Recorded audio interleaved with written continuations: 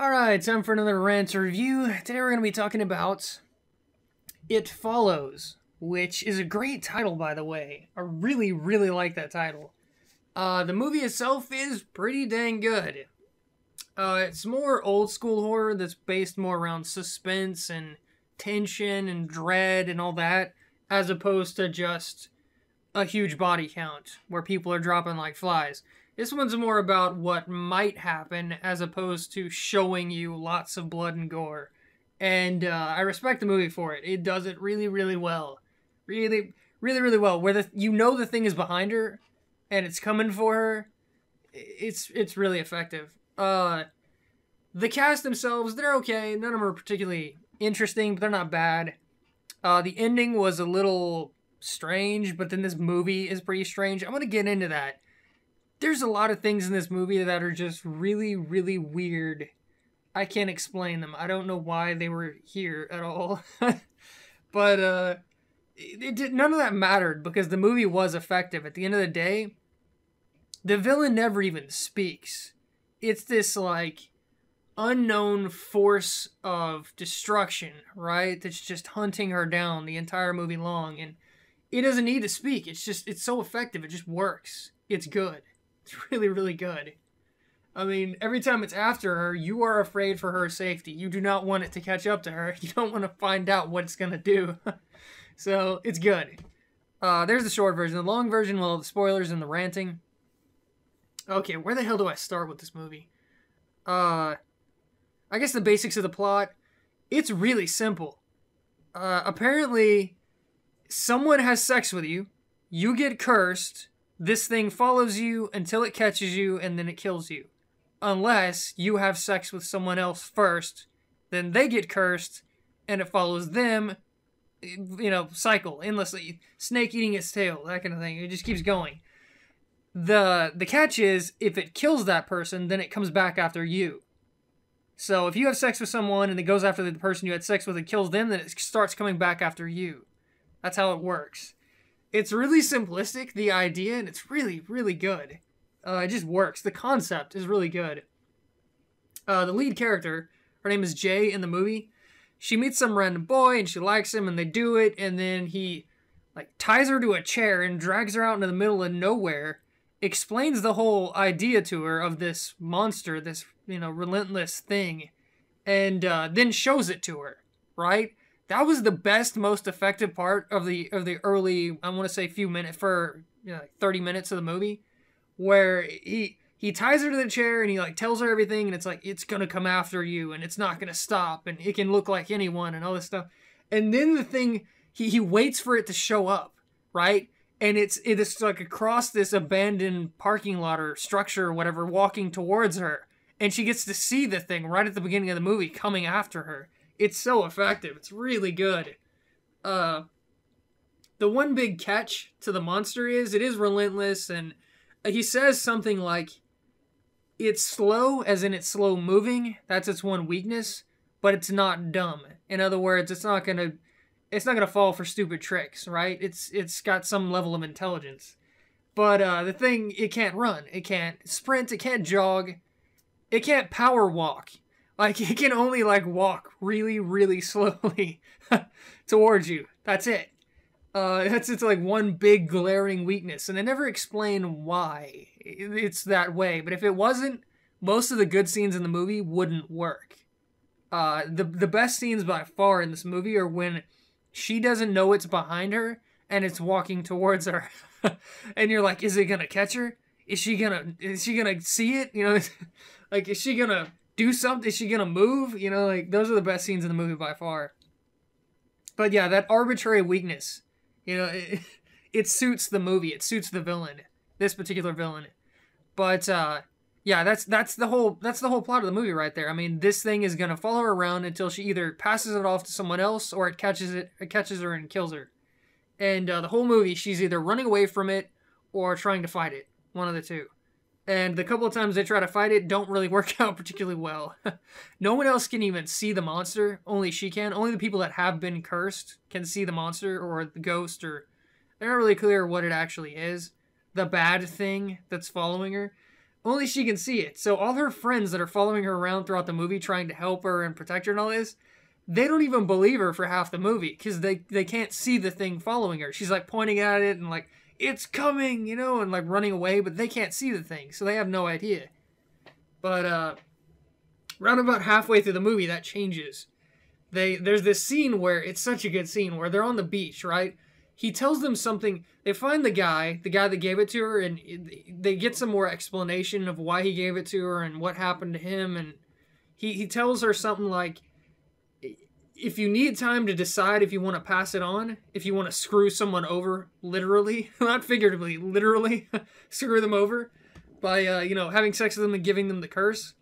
If you need time to figure that out, if you want to do that or not, then you can just get really far away, like drive really far away, because the thing can only walk, right? It can't just teleport to you. Yeah, it has to walk from point A to point B, and if you just drive really far, then it's going to take it a long time to get to you. So they drive way the hell out in the middle of nowhere to some beach or whatever, and they're just chatting on the beach, and somehow the thing catches up to her.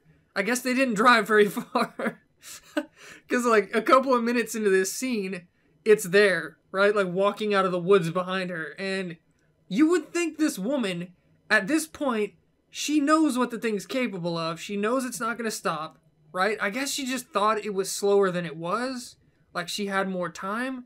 She's not even looking around, like, I mean, if I knew this thing was after me, and I knew it was going to murder me when it found me, my head would be on a 360-degree swivel 24 hours a day. She's just sitting there on this, like, lawn chair, like, chatting with her friends at the beach. Like, I mean, come on, lady. She's not even worried.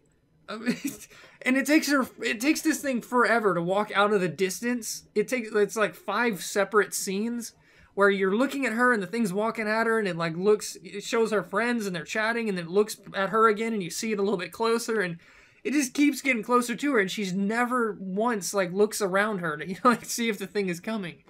You're like, lady, turn the hell around finally. But it's really effective. It's a really good scene. She finally stands up, and because her friend is like, come on, get in the water, come on. And you think that that's going to save her. She's going to get in the, like, stand up and run, like, walk over to the water or whatever and walk away from it, run away from it, whatever, unknowingly. Turns out that she stands up, like she's going to go for the water, and then she just starts talking again, and the thing grabs her hair and starts pulling her. And her friends finally see that there's actually a monster. They finally get it, right? Like, halfway into the movie, they've finally seen the effect of the monster. And it's like, it's literally yanking her by her hair. Her friends try to come to her rescue, and the guy, like, grabs a chair and, like, whacks the thing with it. Even though he can't see it, I guess he just guesses where it is, like, swings the lawn chair at it and smacks it in the back of the head, and it just mule kicks him, like, sends him flying. They run off into this building close by, and it literally kicks in the door. So there's no question anymore. Her friends are on board, right? They've seen that the thing is real. That it exists, and it wants to murder her. Up until this point, she's been, like, pointing at nothing, going, it's coming. I gotta run away. And they can't even see it. They have no idea what she's talking about. But now it's on, right? Now they're on, like, this mission to save her and figure out how to stop it and all this. Which brings me to... No, wait, first let's talk about the one guy that dies in this entire movie. It's a horror movie through and through, but it's a suspense horror movie. It's like a tension-based horror movie. It's not about the body count. And literally only one guy dies, I believe. In this entire movie, only one person dies. And it was the guy that she tried to pass it on to, right? He was acting all tough, and he didn't believe that the monster was real, and all this stuff. So she finally decides to have sex with him and give it to him. And 3 days later, I don't know why it took it so long to find him. It didn't take it long at all to find her. It was, like, still the same night, right? Like, he has sex with her, and then he drugs her and drags her to the building or whatever, and they have their little chat, and then the thing's walking at them, right? That's the same night. We're talking about, like, a matter of a couple of hours. She has sex with her next-door neighbor or whatever, and then it takes the thing literally 3 days to find him. They don't explain why. But when it finally finds him, she just happens to be looking out the window at his house, and she sees it show up. Thing starts banging on his door, and she tries to call him, and then it busts in the window and crawls in the window of his house. and she knows that it's going to get him and then come after her again, so she rushes over there to try and stop it. She's running up the stairs, and it's knocking on his door, on his bedroom door. She's like, no, don't open the door, like in slow motion, and he opens the door, of course. The thing, I swear to Christ, like, jumps on him, like, scissors him, and, like, screws him to death, right? Like, it's like dry humping him to death. I don't know why the monster is, like, a sex monster, because that's, at the end of the day, that's how it kills people. Like, half the time when it's following her, it's, like, these full-on naked people, and then half the time they're clothed, and half the time they're, like, half-clothed, and I have no idea. It's just one of the strange oddities of this movie, which there are many. I haven't gotten into any of them yet, but it's just a thing. It's a sex monster, and it walks around naked. You just gotta roll with it. So yeah, it like dry humps this guy to death, and I guess, I don't know, steals his soul or something. And she has to watch it happen. So now it's chasing her again, and they have to come up with a new plot to kill it. And, God, the ending. The fucking ending to this movie, dude. So, okay. Their first idea to kill this thing wasn't to, like shoot it, right? I mean, that would have been the number one idea. They already have a gun, right? Just give her the gun. She can see the thing. It's walking at her. Boom, headshot. We win, you lose, right? I mean, that would be my first instinct. It's not to shoot it. It's not to, like, call in someone who actually knows how to fight or shoot or some kind of training of any kind. They don't call the cops. They don't like try to trap it somewhere. No, their first instinct to kill this thing is the most convoluted, ridiculous plan imaginable. Okay, so the one guy of their group of friends, he comes up with this brilliant idea out of nowhere, right? To trap it in a pool. Well, not trap it, lure it to a pool, right? She's gonna be the bait, sitting in the middle of this swimming pool, this, like, you know, big indoor swimming pool. She's gonna be the bait sitting in the middle of the pool, right? She's gonna let them know when it shows up, because she's still the only one that can see it. They've got, I swear to Christ, all the way around this pool, they've got every electrical appliance they can find out of all of their households, plug into, like, all these, you know, extra extension cords and, like, you know, jerry-rigged to hook them all up. Like, this wouldn't just blow the breakers for the place. But they've got literally, I don't know how many different, like, toaster ovens and lamps and microwaves and TVs and everything with a plug, basically. Like, everything with a cord attached to it. They've got it plugged in and, like, lined up around this pool. And their brilliant idea is to lure the thing into the pool. She gets out of the pool, and they push all the electrical appliances into the pool. And it's going to shock it to death, I guess. This is their first idea, right? They don't have any... There's no scene earlier in the movie where they're like, oh yeah, the big boogeyman monster is weak to electricity or something. I mean, there's nothing like that, right? Don't think that this was, like, explained at some point during the movie. No, this movie is just batshit crazy, like, in places. It doesn't make any sense. So they set all this up. They stick her in the middle of the pool. They set up all these, like, you know, toaster ovens and all this stuff. And they wait for the thing to show up. When it shows up, she freaks out, of course, and she's pointing at it, and she's like, it's right over there. Like, you know, like, throughout the whole movie, they can't see it, so she has to keep, like, pointing it out, right? It's kind of funny, but at the same time, it's, you know, it's scary at the same time, but whatever. So she's pointing at the thing, and they're like, is it getting into the pool? She's like, no, it's just standing there. And then it decides, because if you remember right, early in the movie, the guy that gave her the curse said that it's slow, as in it's slow moving, but it's not dumb. In other words, it's not going to fall for stupid tricks. So it starts walking around the pool, picking up all these electrical devices and hurling them at her head. So the monster, I guess it's pissed off that they thought he would fall for this or something. I don't know, but it, like, grabs toasters and TVs and it's just chucking them at her while she's in the pool. A couple of times, I think it actually hits her in the head with some of these electrical devices. At this point, she's still just sitting in the middle of the pool. Like you'd think that she'd figure out that this isn't going to work, right? And, like, run away. But no, she just sits there in the middle of the pool while her friends are all, like, freaking out. And it's, like, chucking stuff at her. And then, the big solution, the way that they finally beat the monster, is that her wannabe boyfriend grabs the gun that they've had through, I shit you not, like 75% of the movie. They've had this gun, right? He grabs the gun and he's like, "Is the monster right here?" And she's like, "Yeah, it's right here." And he blows its brains out, right? Like, after that big, elaborate, stupid plan that made abso-freaking-lutely no sense at all, they just shoot the thing. That's the way they beat the monster. I mean, for how good this movie is early on, building suspense and, you know, like how effective the villain is, it's so dumb in the end. It's ridiculous. It boggles the mind. Who thought that was a good idea? I mean, like, whoever wrote the script, you'd think he would have been, like, writing this down and going, what the hell am I doing? This is just the dumbest thing I've ever heard in my entire life. Maybe I should do something else. But nope, they just went with it. I don't know. Maybe they're supposed to be just dumb teens and this was for some reason their first idea. In reality, by the way, most electrical devices, they have like a built-in circuit breaker. So if you throw them in water, you don't get shocked to death. There's only a few electrical devices, really old ones, that aren't built in that way. It's usually built into the cord or whatever, so right when it hits the water, it turns itself off. So their big plan, even if the monster hadn't have figured it out, it still wouldn't have worked.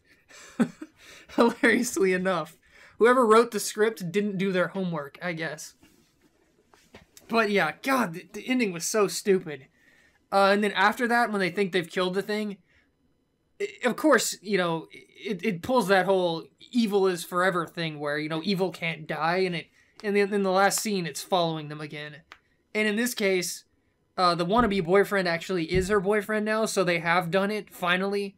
Throughout the whole movie, they're kind of, you know, are they going to, are they not? They finally do it after they beat the monster or whatever. So technically, it's not even chasing her anymore. She gave it to her new boyfriend, the guy she loves or whatever, and now it's chasing him. So that's the ending, the gotcha ending or whatever. Ooh, I'm not really dead, that kind of thing. Yeah, it's, let's just go into some of the weird stuff. I've touched on a little bit of it, but there's a whole lot more. This is one really, really strange movie. The contrivances aside, like the thing can only walk or whatever, and it has to sex you to death and all that random stuff, I can go with that, I guess, but actually, now that I think about it, wait a minute. Both the times the one time it did catch her, and the other time that it almost caught her, it was a woman. I don't know why I didn't think of this before. It wasn't a man. So how's it gonna kill her?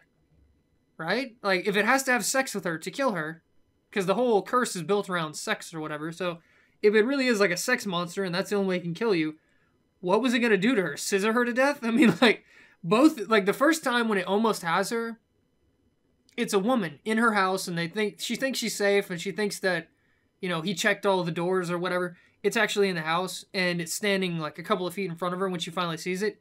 It's a woman. And then the other time when it grabs her by the hair and it's like trying to drag her off, it's a woman. It's not a man. So, how the hell does that work? What are the mechanics of that? How does it kill you? You know, if it's the same sex as you. I have no idea. Anyways, just random thing that I noticed at random, because random.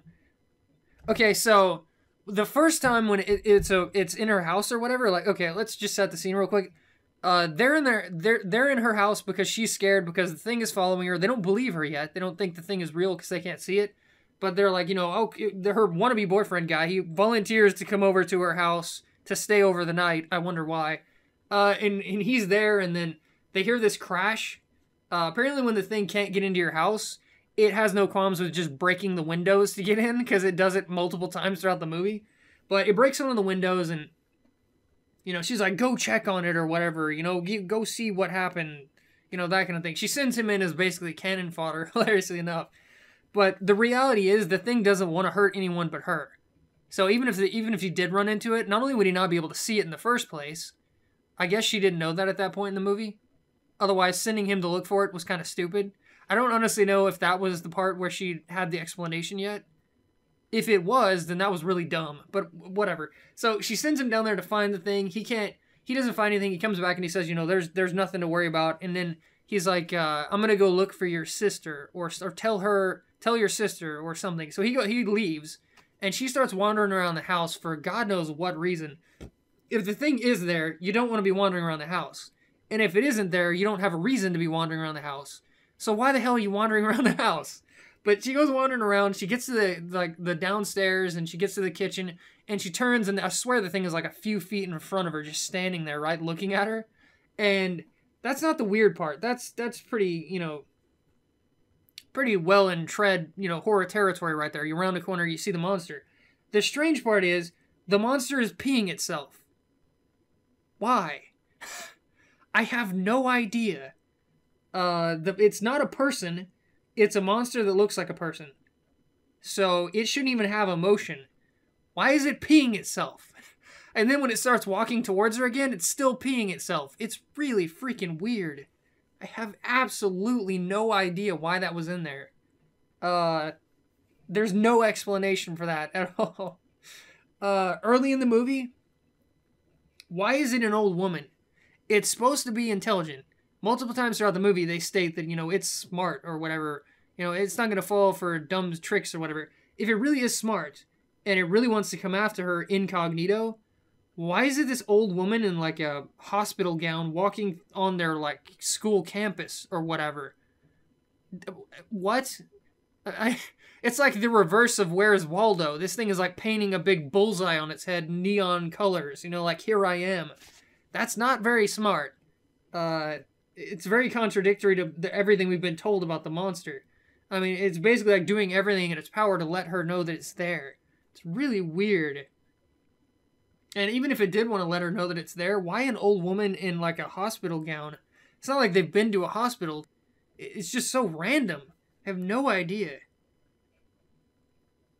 I honestly don't know. There's so many parts of this movie where I just don't know what the hell they were thinking. Early in the movie, when he says that it can be anyone, the first guy, the one that gave her the curse, he's like, it can look like anyone, whatever it takes to get near you. It can look like your loved ones and your friends and all this stuff. That never happens.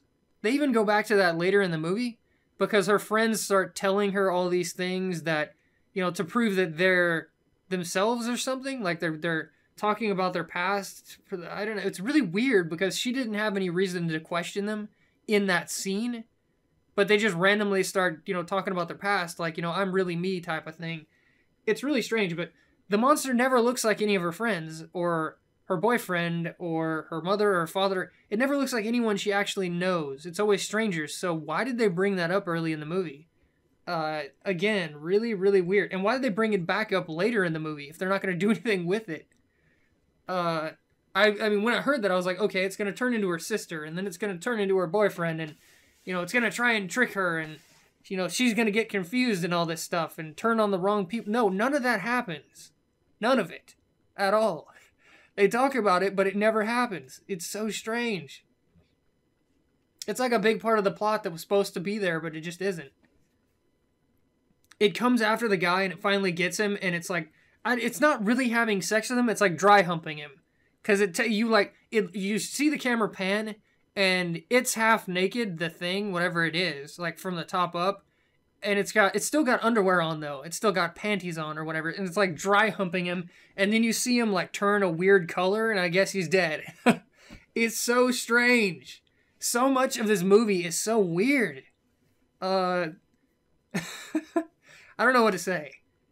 It's some of it just maybe I missed a lot of things somehow. I don't know how, but maybe I did. There was a lot of explanation somewhere that I just missed.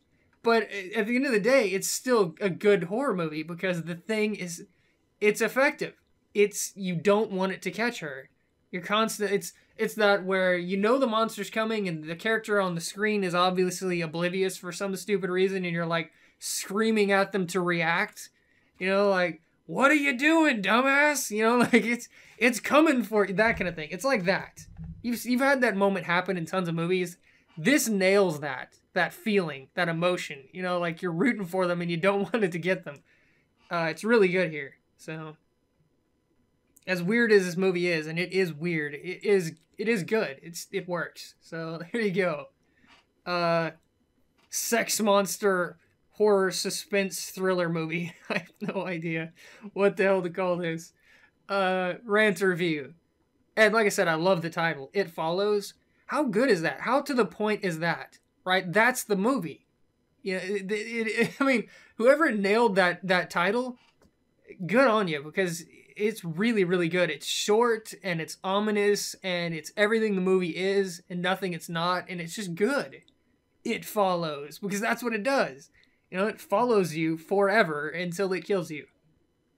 Anyways, Rant review. It Follows. Uh, really strange movie. I'll see you guys next time.